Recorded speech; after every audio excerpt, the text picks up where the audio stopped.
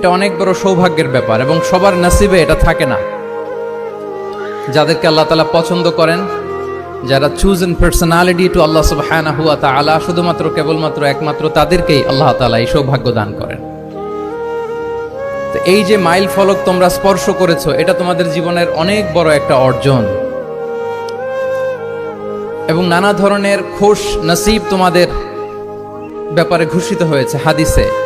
আল মাহিরু বিল কুরআন মা আস-সাফারাতিল কিরামিল বারারা, ইকরা ওয়ারতাকি ওয়ারাত্তিল কামা কুনতা তুরাত্তিলু ফিদ দুনিয়া ফাইন্না মানজিলাতাকা ফি আখিরি আয়াতিন তাকরাউহা।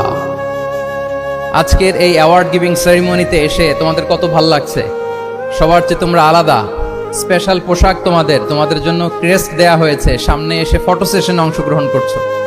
এর চেয়েও অনেক বড় একটা কনফারেন্সে, এর চেয়ে অনেক বড় একটা কনভেনশন হলে, এর চেয়ে অনেক বড় আয়োজন করে সেদিন তোমাদেরকে বলা হবে ইকরা ওয়ারতাকি ওয়ারাত্তিল কামা কুনতা তুরাত্তিলু ফিদ দুনিয়া। পড়ো, ধীর স্থির ভাবে পড়ো, যেমনি দুনিয়াতে পড়তে তার তিলের সাথে।